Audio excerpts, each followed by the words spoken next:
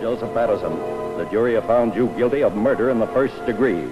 Have you anything to say before the court imposes sentence? Yeah, I got something to say.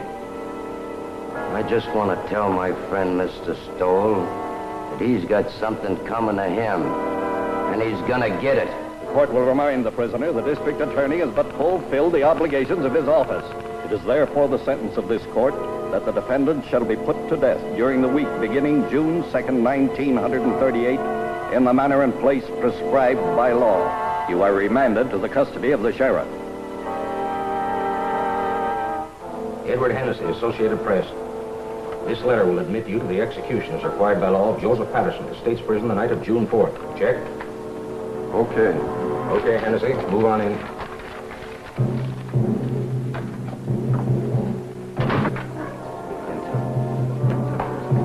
Better save some of that till you come out. Well, boys, it looks like Patterson's going to get it all right. Yep, he gets it this time. The DA sure killed the reprieve. Went to the governor himself. He's a tough hombre, all right, all right. Who? Patterson? No, Stoll, the district attorney. You said it. All right, boys. This way, please.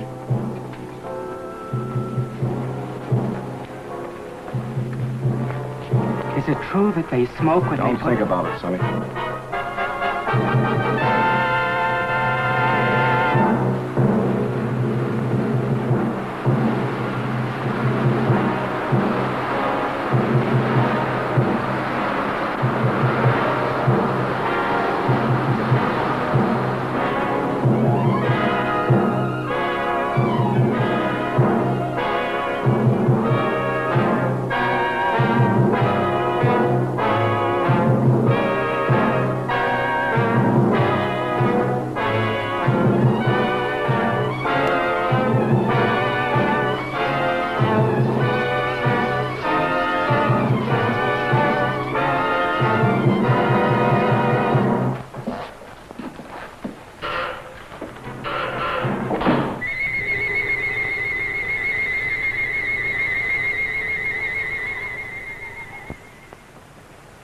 Well, that's that. He thought of you right to the end, Mr. Stowell. Welshers, Sharpie, Welshers, they're all Welshers. You'd think life owed them something. This Patterson bumped off 4 himself, and how many others he's had knocked off I couldn't even guess. But when it comes time for him to pay off, look at the squawk he makes. Well, we can check off another on the old adding machine. 11 in 18 months. We're making progress, Sharpie, making progress. We'll have this town lily white the first thing you know. I wish you'd get rid of that hideous contraption. It gives me the willies. If I'm not being too impertinent. Just an old Chinese custom, Sharpie. Chinese?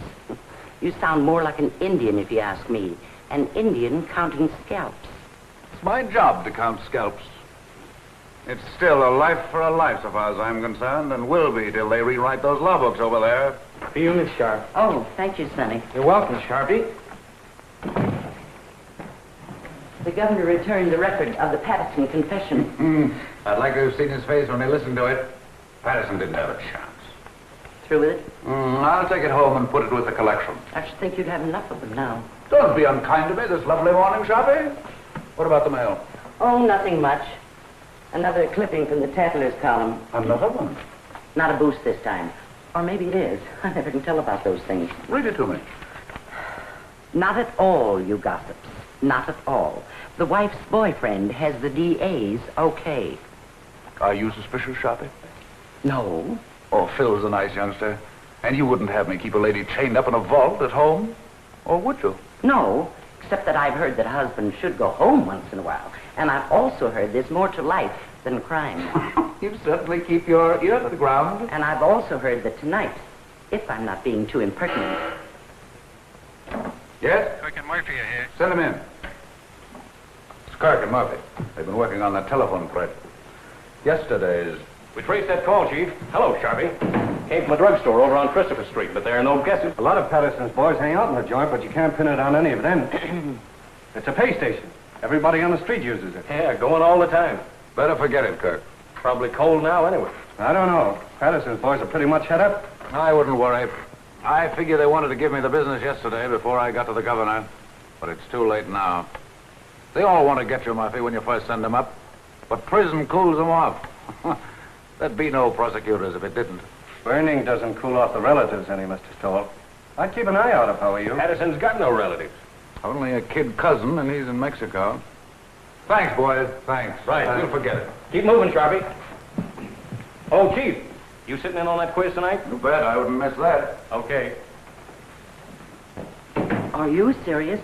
If I'm you're not being too impertinent. Oh, serious about what? You're going to that quiz tonight. Of course I'm going. Yes? Oh, put her on. Mrs. Stoll. Hello, darling. Yes, this is a surprise. We were just talking about you, Sharpie and I. Of course it was nice. Today? Yes, this is the 5th. Yes, Lucy? I should say I do know. Of course, darling, it's your birthday. You thought I'd forgotten. I should say not. Certainly, darling, I'll be home early. We'll put on our good clothes and make a night of it. Dinner in the theater. That's right, Lucy. And darling, there's a package on the way, but don't open it till I get there. Absolutely. I'll be home early. Absolutely. Thanks, Sharpie, thanks. I don't know what I'd have done. Just my ear to the ground again. I tried to tell you. That gift on the way idea was an inspiration. I'd never have been forgiven. I told Tregani's to send a tray down for selection. A pair of diamond clips would be nice. Small ones. I'd forgotten completely. I'm a fine husband, I am. I'll order the flowers. Orchids, don't you think? Yes, that'll be fine. I'll telephone Mr. Kirk not to expect you at the quiz tonight. Yes, I suppose I'll have to miss that. Unless you plan to be in 2 places at once. Too bad, though. I should be in on that. Are you going home or not? Yes, oh yes, I'm going home. Don't worry, Sharpie. I'm glad of that. I don't know of anybody just now who could take your place. 9, 10, 15. 24 left to go, Sharpie.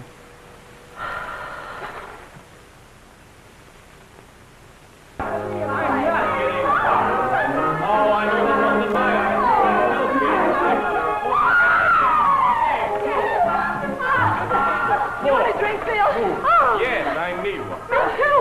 I get worse every time I play. You couldn't. Don't let him kid you, Liz. Thank you, Creola. I didn't know, Miss Stowell, if you wanted the ice melted or not. Oh, no, Creola, I think it's better this way. Thank you, ma'am. I can't believe it. She's marvelous. She's my new maid, but you should taste her biscuits. They're wonderful. I'll taste a highball if it's all right Yes. for everybody. 2 fingers, please. Don't make it too weak. Hello, Mr. Stowell. Hello. Why, hello, Jim. Hello. Jim, you're Jim. early. How are Hello, you? Jim. How are you? Just in time for a drink. Happy birthday, darling. It is now. I didn't know, Lucy. Why'd you keep it a secret? All the old girls do, Elizabeth.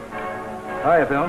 Fine, Jim, fine. Would you like a drink, Helen? I'm ashamed of myself for getting. Me, your cousin, too. Thanks, darling. I'll fix my own. I almost forgot myself. And I am a husband. Hello. New glasses? Well, the set's from Phil. Isn't it lovely?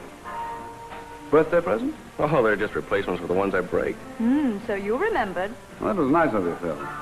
Seems I saw something in the papers recently about Lucy and Phil, didn't I? Just a bit of scandal. I can't get away with a thing. I saw that. I wish it hadn't gotten the newspapers, though. Not that I care particularly, but, you know, a man in my position... You're joking, aren't you? It was a triple date, Jim, and I didn't show up. The young things took pity on me. You don't think I'm serious? You don't think I suspect Lucy, do you? I didn't know what to think. You know, when you're talking to a district attorney. Well, I hope I'm not bringing my job home with me, Elizabeth. Monster though I'm supposed to be. Caesar's wife must be above suspicion. To Caesar's wife. Wait a minute, John. Do you know what happened to Caesar's wife? Something dreadful. He killed her. Deader than a doornail. Oh. Well, let's just drink to Lucy. Thank you, darling. Hey, Mr. Stowell. Yes, Creola. Telephone. Who is it, Creola? Who is it? It's the gentleman who works in your office, Mr. Stowell. It's Mr. Curry. Oh, please, Jim. Oh, of course, darling, of course. What's the matter with me? Tell Mr. Kirk I'm not in. And Creola, I'm into nobody from now on. Understand? Nobody. Yes, sir. I understand. You just ain't in. I still don't believe it. Sometimes I wonder if Jim is my husband or just district attorney. How goes it at the university, Phil? I'm on my last postgraduate course right now, political science. Do you know, after this, I'm afraid I'm going to have to go out and go to work? He hates to give up watching football practice. Come on, Einstein. We've got to go. I'm going to make him study tonight or bust. Let's bust. A great, big, beautiful bust all over town. What do you say? Oh, you ninny, come on. Thanks, Lucy, for the game and the drink. See you soon. Bye-bye. Happy Goodbye, birthday. kids. Thank you. Good-looking pair of kids. Nice, too. I wonder if they'll ever get married. Mr. Stowell, I told the gentleman you said you wasn't in, but he didn't believe me, Mr. Stowell.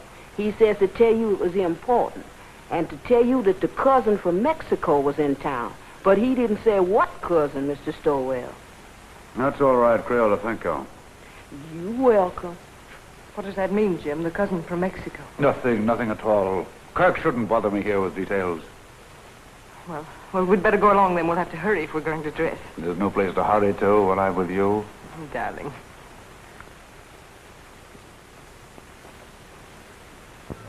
These clips are so lovely, Jim. You know, I really hoped for them. Smart girl. I bet you hoped me into them. Well, don't people say that if you hope hard enough for anything, it comes true? Only foolish people, darling. Hope's a cheat. They're not a very kind one. Must you be cynical tonight? Oh, don't listen to me. Hope is fine, darling. But having is so much better. Nice husband. Oh, now you make me feel uncomfortable. I've got a confession to make. The clips weren't really my idea. No, Sharpie thought of them. In fact, Sharpie thought of your birthday. Oh, Jim. Oh, it's the awful truth. I forgot. Well, I wouldn't let it bother me. Sometimes I wonder how you manage to remember as many things as you do. And you're the only thing in the world really worth remembering. That's nicer than any present, Jim. Except I didn't remember. But someday I will. Someday I'll stack up all the things I've forgotten in one huge celebration for you. And will that be a day? This nice small day is all right. Just having you home again like this is enough. I haven't been anywhere. I know, but it seems you're never home anymore. Never? Well, almost never. At first I used to be able to console myself by saying, your husband's a great soldier. He must be off to his wars. But lately it's been harder and harder making it work. I don't seem to be able to console myself that way anymore. I just want you with me, especially when it's getting dark. I suppose I'm just lonesome. Or maybe I'm afraid of ghosts. Just a minute, listen.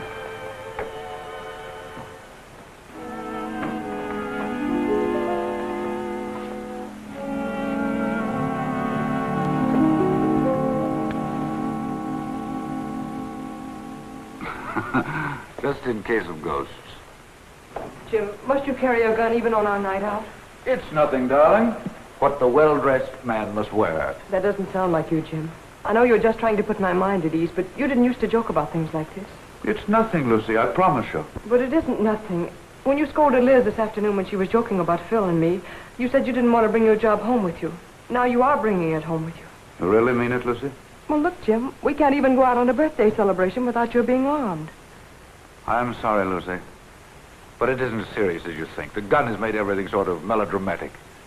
But I didn't realize that I was bringing the job home with me. Sharpie accused me of it, but I wouldn't listen. I've been wrong. I stand convicted. Pardon me, Governor, and I promise it won't happen again. But it isn't just the gun, Jim. I know, darling, it's me. It's the job. It's everything about me. Yes, Crayola? These just come. Orchid. Oh, this is my birthday. Jim, you're a darling. You're a considerate, impeccable husband. And I'm ashamed of myself for saying the things I did a few minutes ago. Now I'm caught again. Caught? Sharpie thought of the flowers, too. Oh, dear. Well, anyway, this is my birthday. I'll try to think of something original before the evening's over now.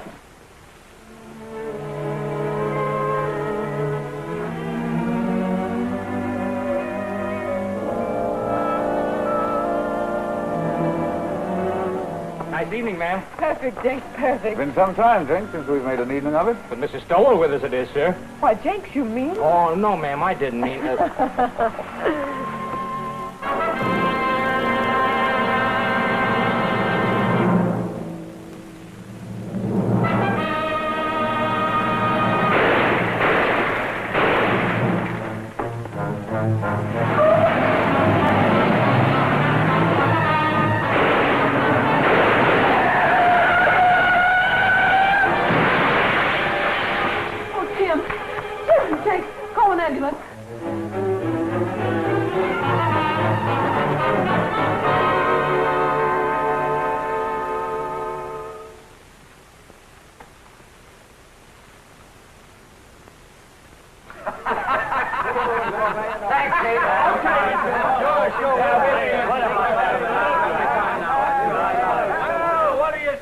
gentlemen, what about giving a dead man a break? And let it show on the front pages. You're marvelous, Jim. You couldn't have done it better if you'd planned it. It's a great break. And all for a nick in the elbow. That's luck, man, and you deserve it. I'd like to have quizzed that kid before he died. Cigarette? I never use them. No, Jim, it's better the way it happened. It's a closed book. We've had enough Patterson. I'd like to have had those newspaper boys in here last night when they were operating. You look good and sick. The doc wouldn't stand for it. We'd have had a great break in the morning papers. The afternoon papers are not to be sneezed at in this town. No, sir.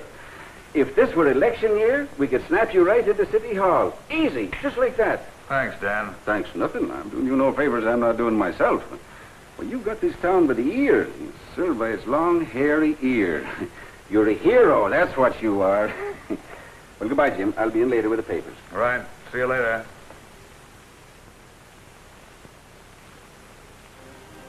We've all gone, darling. Enjoy your walk? Oh, yes, Jim. While I was walking, I did a lot of thinking. An awful lot, Jim. Bad for your complexion, darling. I heard those reporters talking coming out of the elevator. I couldn't believe they were talking about you. I overheard one of them say the Inquisitor almost got it himself. Don't you think, Jim, that when things like this can happen, when people try to kill you in front of your own house, don't you think it's high time one of us started thinking? I've been thinking myself, Lizzie. Quite a lot, too. But I mean about us, Jim. We've got to do something. I hardly ever seen you as bad enough, but when... I know. I've become a regular headhunter, as Sharpie says. Does Sharpie say that? All the time. Says I've become a maniac. Says everybody's a suspect with me. Everybody's a potential criminal. Says all I live for is convictions and executions. I never had the nerve to tell you. You didn't have to tell me. I knew it. Knew what you were thinking, too. Did you really? Really and truly. Yes? Who is it? Oh, it's Mr. Kirk. Do you want to talk? Yes, honey. Yes, Kirk? Fine, fine. No, I'll tell you what to do.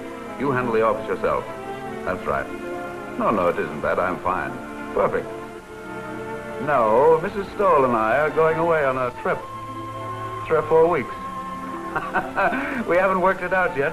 Maybe Canada, maybe California, maybe Europe. I've never had a vacation, and there's no telling where we'll end up. Thanks, Kirk. Thanks. Goodbye. Do you really mean it? Absolutely. We both need a vacation, Lucy. We both need to renew our old acquaintanceship. Oh, Jim. Yeah. You know, that trip we've been saving up for our old age?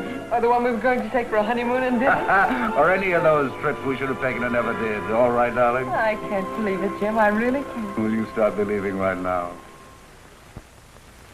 Land of the midnight sun, Arabia, blue Mediterranean, in old Quebec, Australia, the Riviera. Where would you like to go, Liz? Cairo looks pretty good to me. Why not 2 weeks of salmon fishing in Alaska?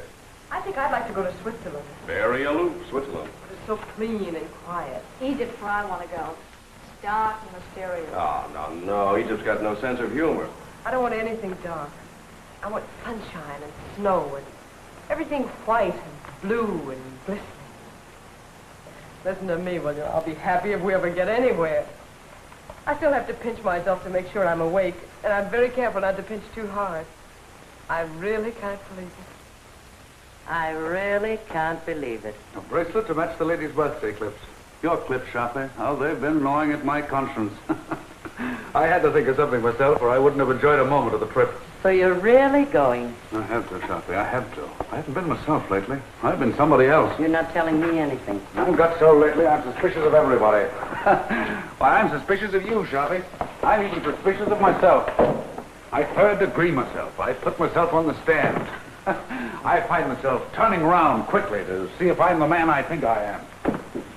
What did you say to that, Sharpie? I'd say you weren't going away a moment too soon. Right, Sharpie. You're always right. So I'm going. The moment I go out of this office, I'm gone, you understand? And you don't know where to find me. Yes, Mr. Kirk. No, Mr. Kirk, he's not in the office.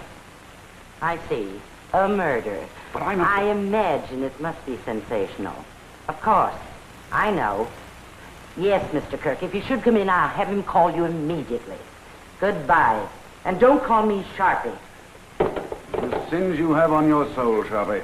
I'd run if I were you. I'm running. Thanks, Sharpie. Goodbye. Thanks. I didn't think you had that much sense.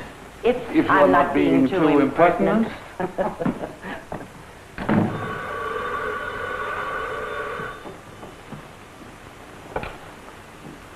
Sorry, Mr. Stoll's not in the office, and I don't know where to find him. Oh, it's the police headquarters.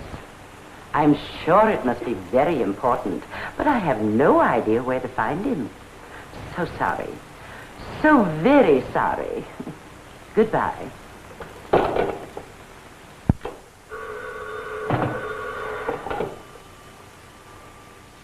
Sorry, he's not here, Captain. Oh, the McAllen murder. That is important. But I don't know where to reach him. You see, Mr. Stoll's gone away on a vacation. I'm so sorry. So very sorry. Goodbye.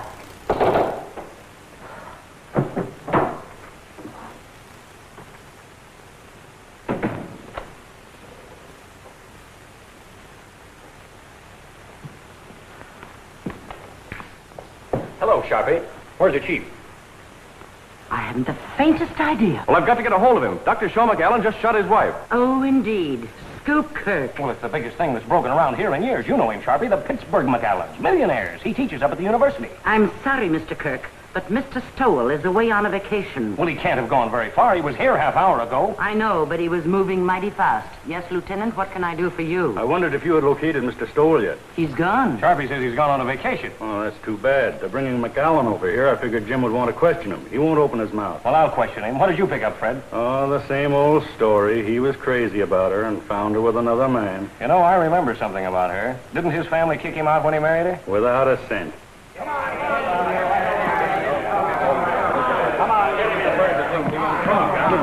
Sit him down there. We'll see if the district attorney can make your call. Now you're quiet! Shut up! I think I'll be going now if you gentlemen don't mind. See if you can locate the chief. Now, Mr. McAllen, spill it!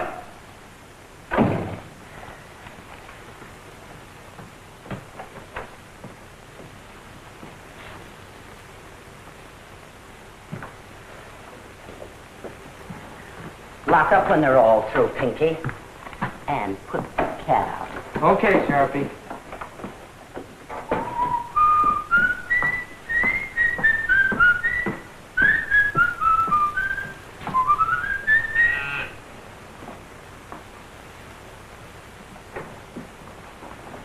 I'll only be a moment, Joe. I left something in my office. And you remember nothing, Dr. McAllen. But you shot well enough to kill. A precise, deadly shot, Dr. McAllen. Are you sure you don't remember that? Your silence has no point, Dr. McAllen. When you shot to kill, when your gun spoke, you spoke. It's too late now for silence, Dr. McAllen. You're an educated man. You know men have been shooting faithless wives since time began. No, Mr. Kirk. Just a moment, if you please. Gentlemen, if you'll be kind enough, I'd like to be alone with Dr. McAllen for a moment. I can imagine the strain he's been under. Would you be kind enough to leave us alone for a moment? Okay, Chief. Thank you.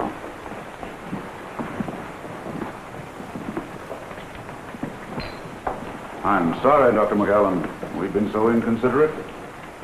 Sometimes my men allow their ambitions to run away with them.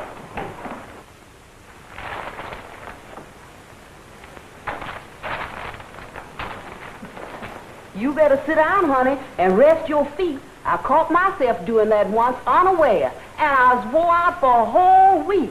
Now, that's bad. You may not never get over it. It'll do you good to get the whole thing off your chest. There's no use of talking, Mr. Stoll. There's no use of anything now. Would you like a cigarette?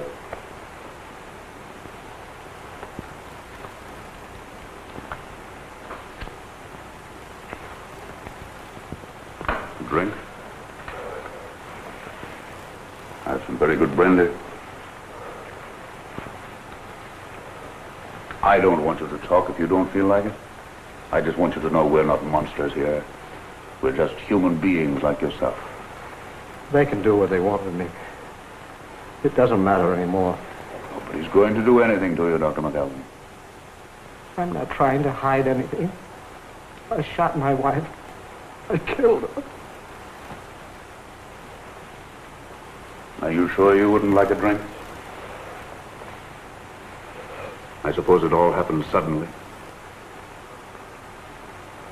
Only this afternoon. Only a few hours ago. I was leaving home for class. When I realized it was raining, I went back for my raincoat. It was then I saw her sitting in her room before the mirror. Never had she seemed so beautiful. Sitting there in the dark, with only the two small lights on her dressing table burning, powdering her neck and shoulders, smiling and humming, happy with herself. Never had she seemed so beautiful as at that moment, with the mirror light shining up on her face, and the rain beating on the window behind her. All husbands have moments like that. And at that moment, I realized how terribly I'd neglected her. Oh, I know it sounds horrible now, but it was for her sake I neglected her. For her sake, I worked, studied. I wanted her to have good things, and we were poor, very poor. I understand. You watched your wife before the mirror. And as I watched her, I said to myself I would never neglect her again. And then I tiptoed across the room to the dressing table. With her humming, she didn't hear me. I leaned down quickly and kissed her. Instantly, the moment I kissed her, she shivered. Her flesh became goosepimply as with cold. I saw her face in the mirror looking up at me, and all its happiness was gone. On it was a look of revulsion. I was speechless, stunned. I see. The Japanese have an expression. A woman tells the truth to her mirror. And then she recovered and looked up at me and laughed and said, "You should know better than to ruin a lady's makeup." She began to powder the spot on her neck where I'd kissed her. And she got to her feet and kissed me on the cheek. "I've got to run along," she said. "I'm playing bridge at Sonia's. I'll see you for dinner." She ran out. I stood, still speechless, and watched her go. I see. And that was how it began. My brain was on fire. I was sure there was only one explanation. She was making herself beautiful for some man, and she was going to him. She wasn't going to Sonia's. I followed her in the rain. And what finally happened, Dr. McAllen? I killed her. I know, but the circumstances. It's all unreal to me. All blurred. I was blind, insane. I saw her enter the house. I went to a window. I saw her run into a man's arms. The fire in my brain became a fury. I didn't realize I'd drawn the gun. I didn't realize I'd fired it. Until I saw her body crumble to the floor. And then I knew I'd killed her. In that instant, I knew I'd lost forever the one thing in the world I loved. It's my fault. My stupidity. My neglect.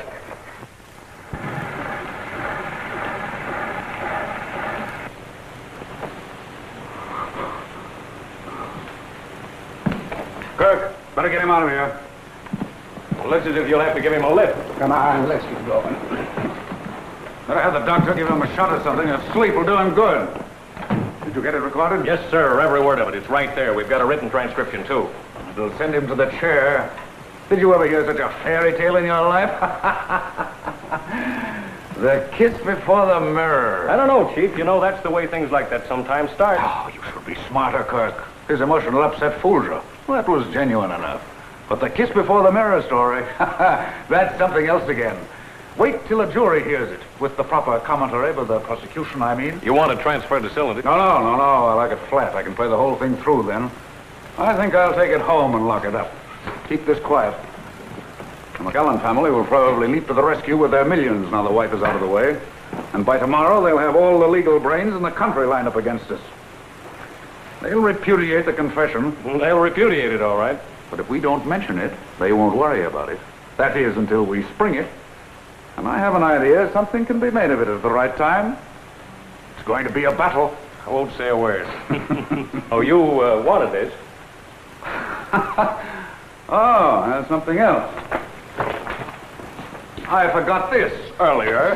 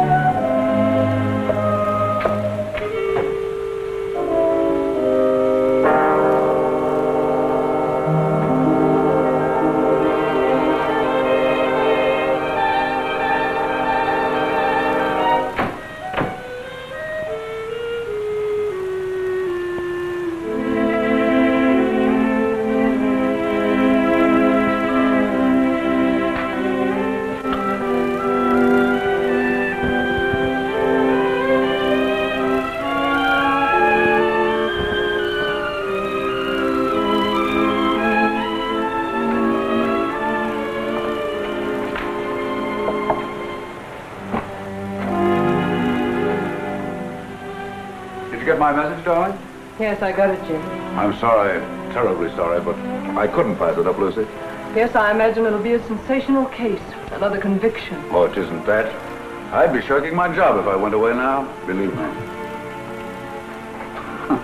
That's funny. It's a kiss before the mirror. What's funny? Nothing. Nothing for your pretty ears. I was just reminded of a little story I heard today.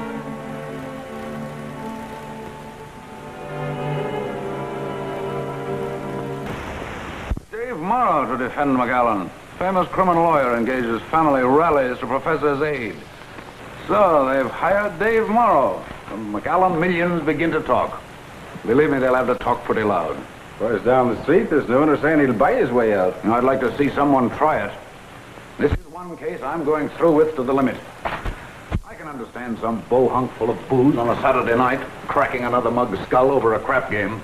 But these polite, sensitive murderers, these sophisticates like McAllen deserve no quarter. And they'll get none from me. Imagine a responsible, intelligent, educated man killing another man. Oh, I've known a lot of men I'd like killed. Oh, I'm serious, Dan. You wouldn't do it. I wouldn't do it. And the last thing either of us would ever think of doing is killing a woman. Crimes of passion, psychologists call them.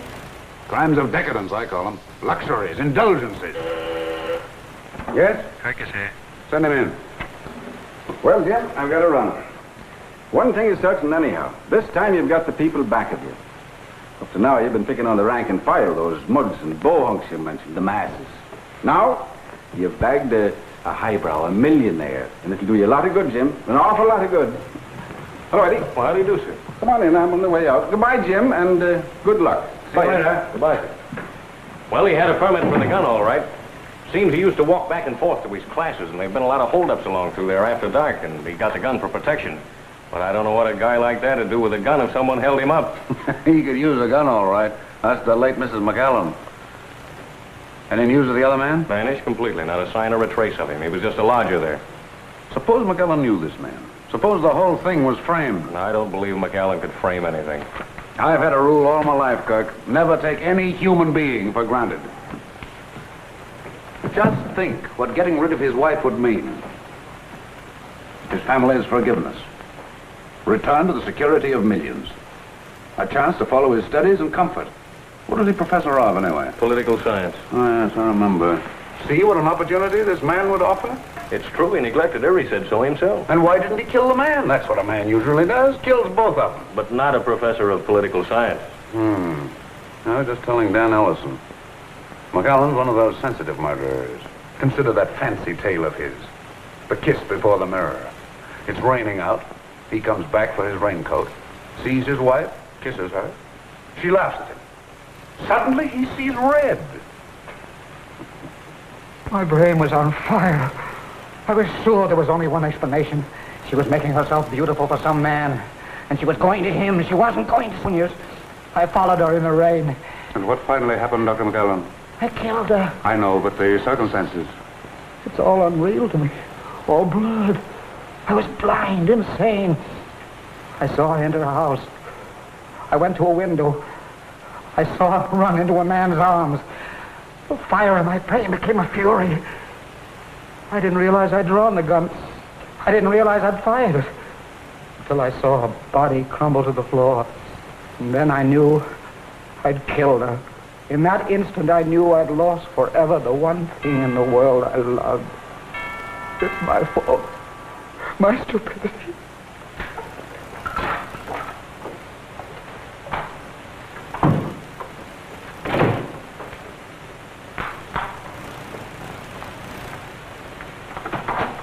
Oh, hello, Phil. Hello, Lucy. Say, what's the matter with you? You look as if you'd seen a ghost. A ghost? Well, maybe not a ghost, but a boogeyman anyway. Oh, no, I've just been sort of moping around. No fooling now. What's the matter? Nothing, just these early summer evenings, I suppose. I'm afraid I'm a little weepy every now and then, Phil. I'm also afraid I enjoy it. In the first place, you shouldn't sit in the dark.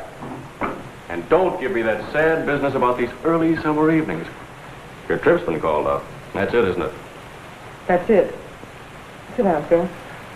I know. It's a tough break all the way around. You know, Lucy, Dr. McAllen was my prof in political science at the university. He was a great little man. I imagine he was. He was like a child, so lovable and simple. Everybody at the university knew about his wife except him. I wonder how he came to find it out. Let's go out on the terrace. It's so close in here.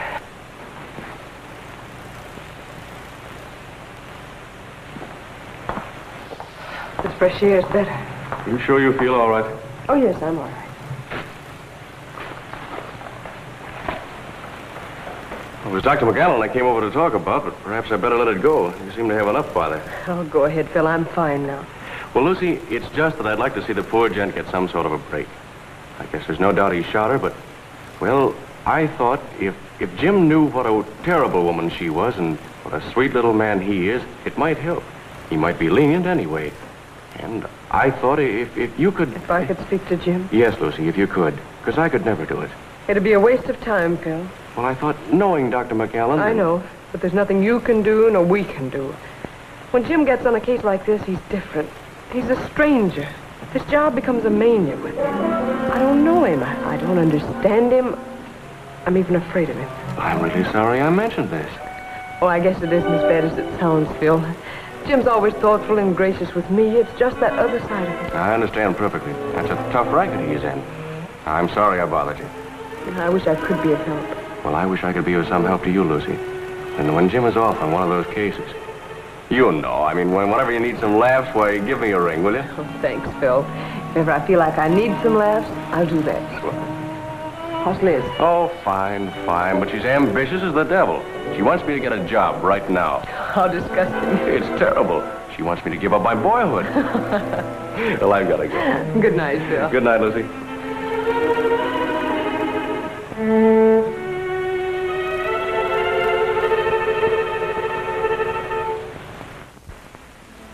Oh, I didn't know you were here, Jim. How long have you been home? Just a few minutes. Out for a walk. No, Phil dropped over. We've been out on the terrace talking. Phil likes the dark, too. Writing poetry, I suppose. Oh, no. Phil's one of our young realists. He lives a sort of poetry, though. Limericks, I imagine. No, popular songs. Gay ones, bright ones. How's Elizabeth? Oh, she's fine. Phil says she's ambitious as the devil. She wants him to give up his boyhood. He couldn't mean his childhood, could he? What's the matter with you, Jim? No. Why? Talking like that. You like Phil, don't you? You always have. Of course I like Phil. It's just my evil nature, darling. I was so disappointed not to find you here. I'm afraid I'm old-fashioned. I want my woman in the house when I come home. What's got into you, Jim? I was here. Yes, I know. I guess it was just when I found you here with Phil, I was... You don't mean jealous, do you? No, not jealous. Envious. I envied him. I envy anybody who has a single moment of your time. I envy them your eyes, your voice, your presence. I even envy them your shadow. Do you know the other morning when you told me of some wild dream you had that night? How you'd gone to a masquerade and I wasn't there? Do you know, I was furious. Furious because I wasn't there in your dream. Furious with all the people who were. I didn't say anything about it, but it wasn't until I got to the office that I was myself again. Sharp is right, Jim. You are going crazy. With worship of you, darling.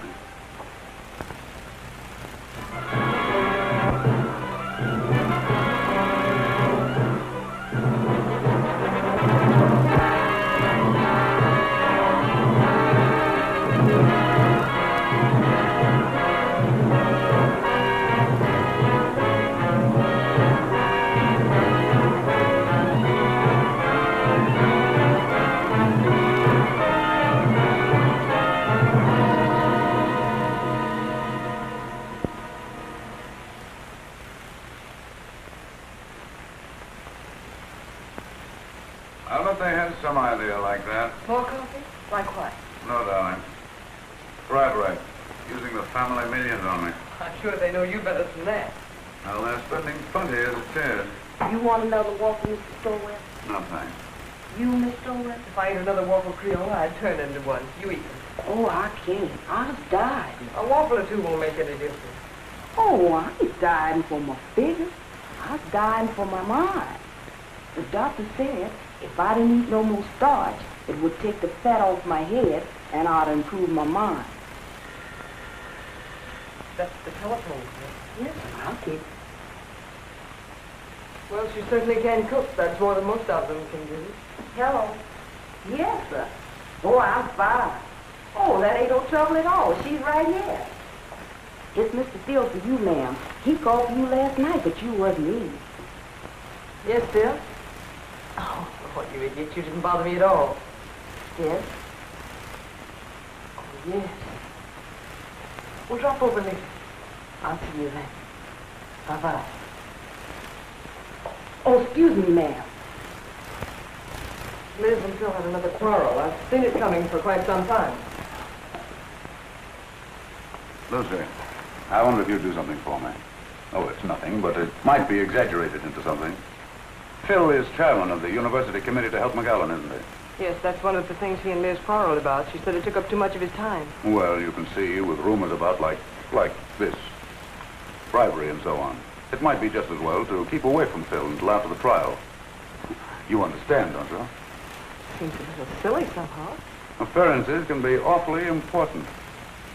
If I sound like one of those husbands, you'll have to forgive me. Goodbye, darling. Goodbye, Jim.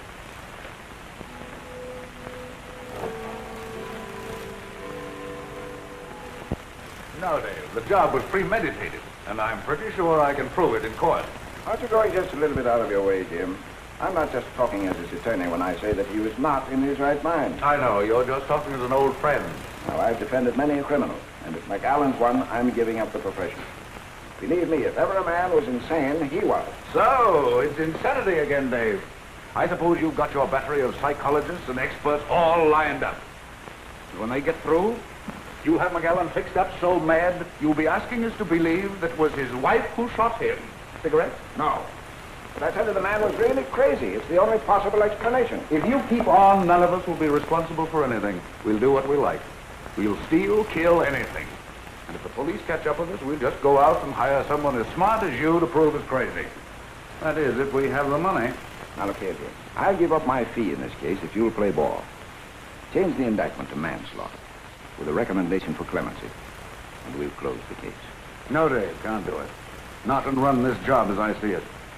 A man who murders, regardless of the circumstances, is already a criminal at heart. Oh, forget the job this time. McAllen's a human being, and the most helpless human being I've ever come across.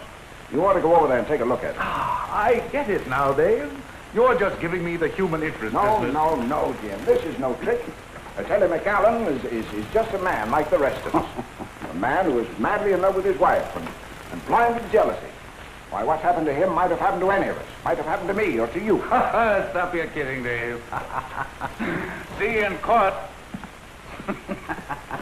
He looks as if you'd pinned these ears back. Well, that looks fool you, Kirk. Mara's a tough and wily gentleman. We've got a fight on our hands. Choppy, will you send 24 long stem roses to Mrs. Stowe right away? White ones. Any card? Any special sentiment? No, just for me. They're conference flowers. Are you sure 24 will be enough? 24 will be plenty. Yes, Kirk. Mara's going to be tough. But I'll send his psychologists and experts screaming back to Vienna when I get through with them. Wait till I spring that confession.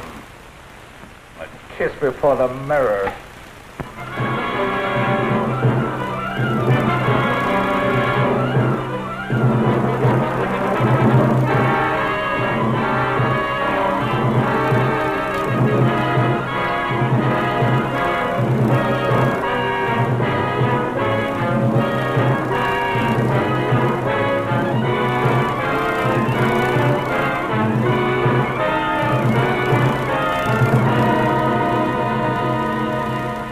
You admit, then, that you neglected your wife? You saw little of her. You were too busy with your humanitarian studies, your plans for a better world. I must ask you again to answer yes or no. Yes. Thank you.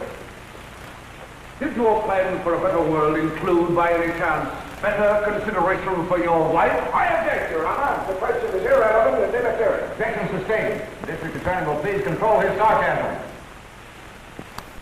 You are a professor of political science at the university. Is that right? Yes, Your students loved you, liked your courses. I think so. You spent a great deal of your time with them, long hours after class and in the evenings. Yes. And when your students were not with you, your work was with you, night and day. Is that not right, Dr. McAllen? Yes. How long would you say, Dr. McAllen, how long was it before your wife's death that you took her out, say, to dinner, to a party, to the theater? I object, Your Honor. The question is irrelevant. Objection overruled. The district attorney may continue. How long, Doctor? A month? 2 months? 3 months? About 3 months. This, then, is the woman you loved. This woman you did not think enough of to be a companion to in her ordinary life. This woman you left to weep her heart out in her own loneliness. This is the woman you say you loved with a passion, with a madness that drove you to kill? I object, Your Honor. I object. Order! Order! Ladies and gentlemen, be seated. Order! Evening paper, ma'am. McAllen collapses on the witness stand. Thank you, Gail. You're welcome. Cracks after 2-hour grill by District Attorney Stone.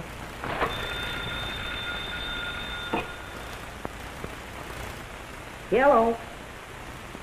It's the telephone, ma'am. Who is it, Gail? It's for you, ma'am.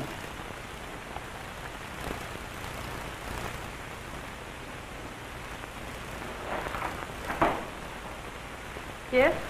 Oh, yes. Oh, yes, I'll be over as soon as I can.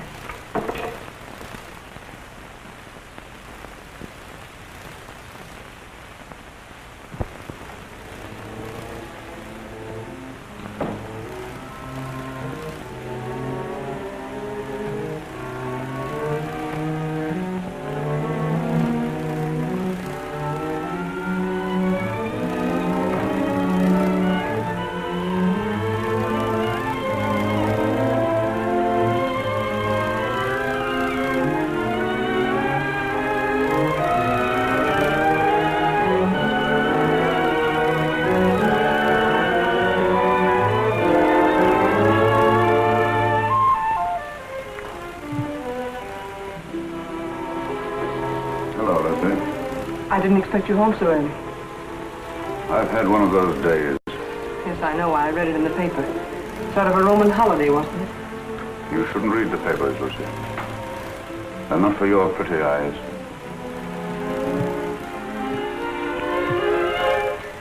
Jim. What's the matter, Lucy? Nothing, Jim. I have to go to Elizabeth's for a few minutes. I wish you didn't have to go out tonight, Lucy. I'm sorry, Jim, but I have to. I'll be back before dinner.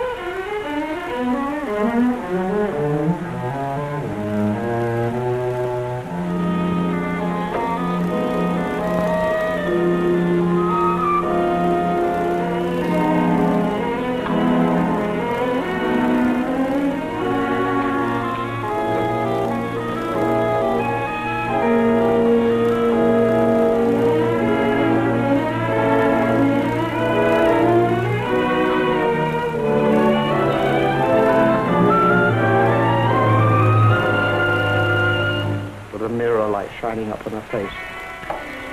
I leaned down quickly and kissed her. Instantly, the moment I kissed her, she shivered.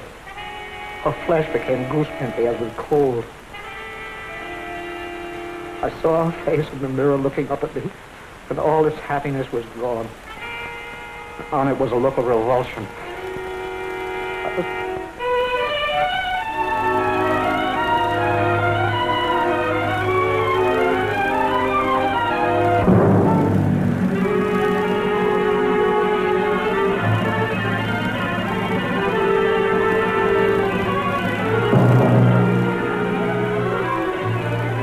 wait.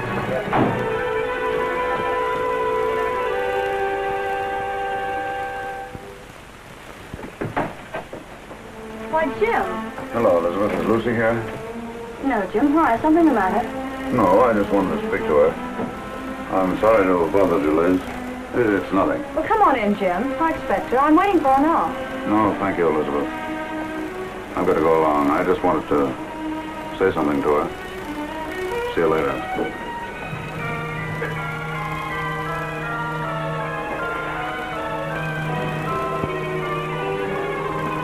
406 Maple Drive. Yes.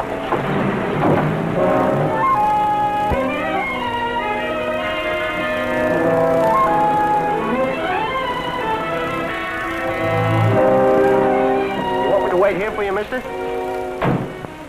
No. You better not wait.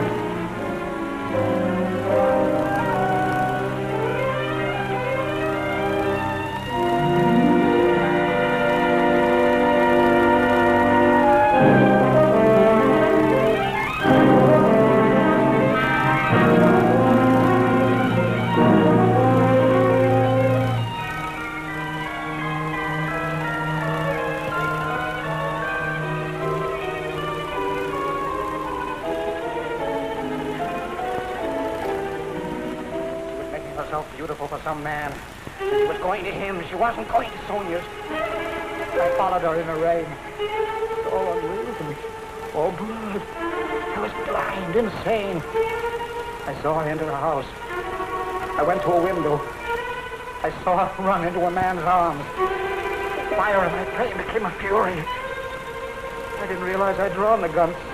I didn't realize I'd fired it. Till I saw her body crumble to the floor. Then I knew I'd killed her. In that instant, I knew I'd lost forever the one thing in the world I loved. It's my fault. My stupidity. My neglect.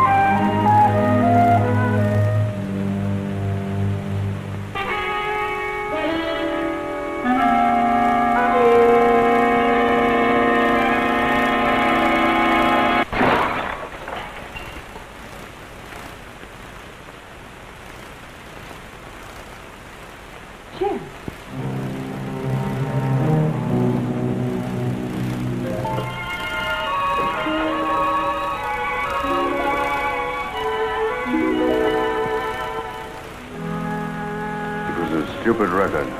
I should have bought some new ones. Liz said you were looking for me. What is it, Jim? Nothing. Nothing much. I guess the case is about getting on my nerves. I simply wanted to tell you that I wouldn't be at home tonight. I'm staying in town. Oh, I see. It's much better if I'm near the office. Yes, I suppose it is. The office is terribly important. I can get someone to stay with me here. Yes, I'm sure you can. See you tomorrow.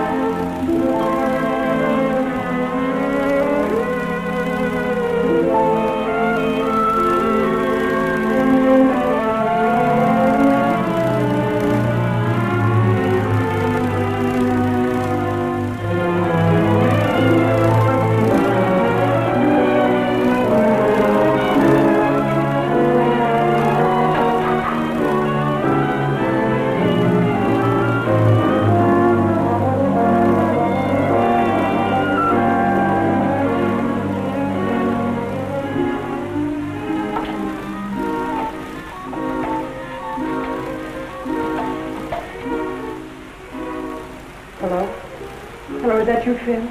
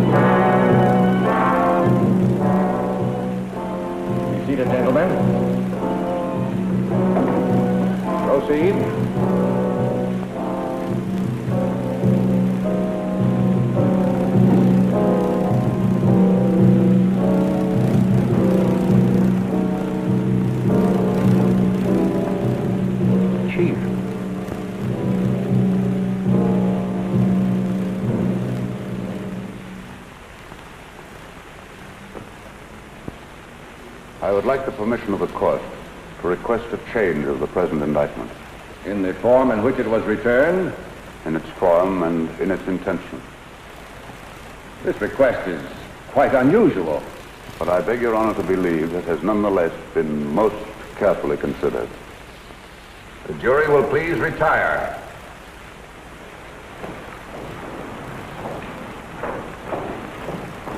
What's the matter with Stoll today? Can't figure it out, unless he's got a new act. He looks as if he's ill. I do hope nothing's happened to him. This is the only day I can come. Here's where he pulls something out of his sleeve. The state has come to the belief that the indictment of murder brought against the defendant in this case was not fairly and justly conceived. The attorney for the state has come to the belief that he acted without premeditation. If it please the court, the state recommends that this indictment of murder be amended to a charge of manslaughter.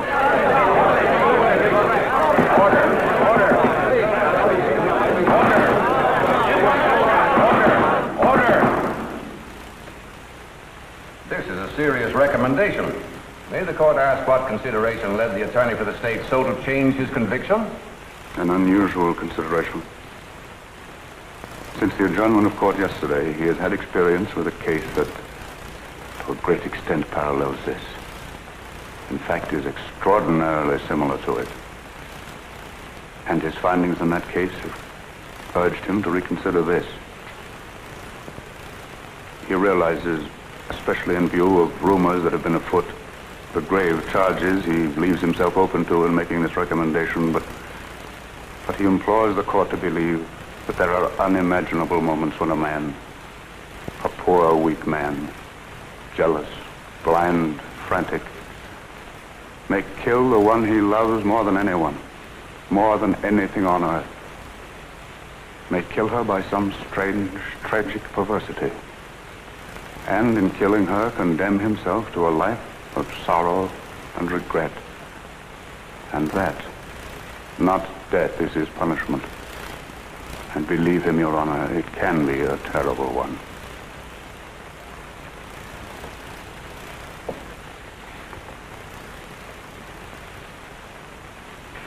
I see. I see. Please have the jury returned. The McAllen murder trial was startled into an uproar today by District Attorney Stoll. In a scene of unprecedented excitement, the McAllen trial came to an abrupt and dramatic close today. District Attorney Stoll asked the court that the first-degree murder charge be withdrawn. Well, it looks as if you're finally getting away on that trip, Mrs. Stoll. Something like that, James.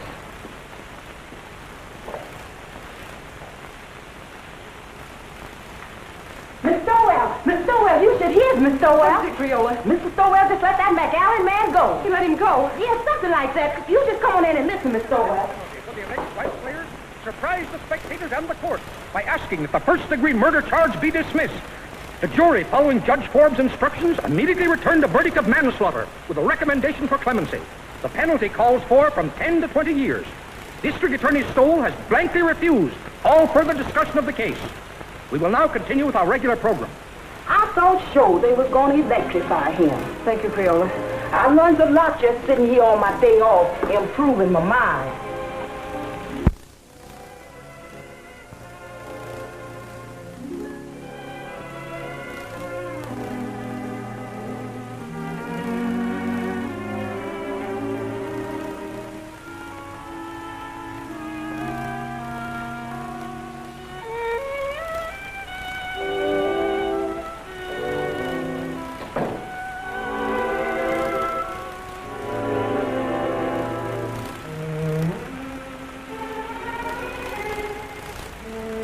I saw drinks outside.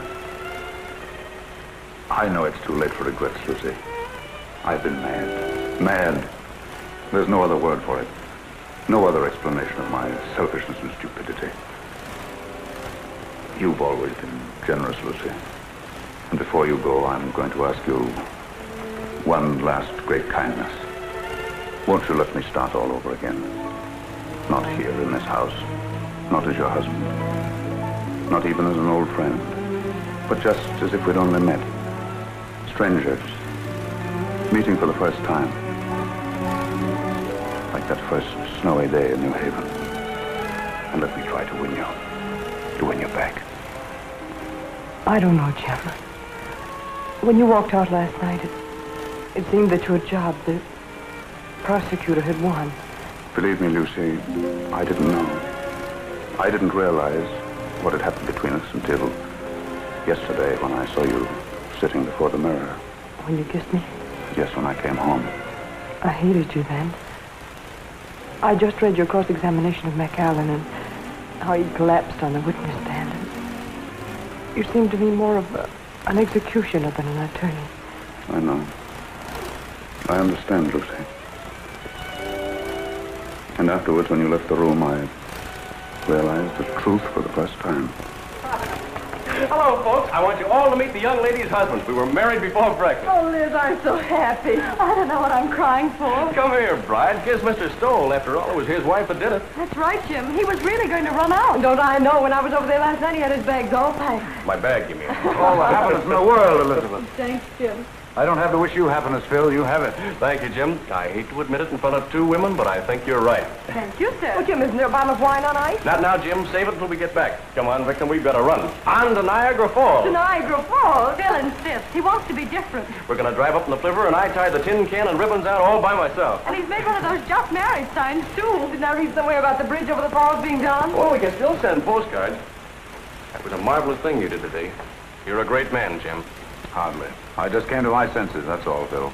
Well, come on, Liz. We've got to be moving. Well, goodbye, Phil. Goodbye, Jim. Goodbye, Lucy. Goodbye. Good luck. Thanks again, darling. Forget it. Ring us up when you get back. Come on, Mama. We got to go. Don't call me Mama. I don't like it. Oh, you better get used to it.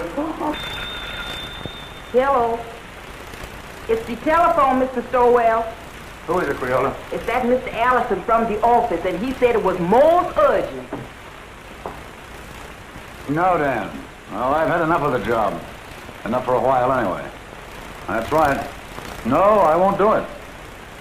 No, I'm not resigning, Dan. The job's all right. The trouble's with me. I've just got wise to myself. But, Jim, the newspaper boys are packed outside, and there's some pretty nasty talk going around. Yes, bribery. The McAllen millions, you know what I mean. Let them talk. Let them investigate. Let them do what they like. I'll take care of them all when I get back. Let me talk to Sharpie. Yes, Mr. Stowell. With the greatest of pleasure.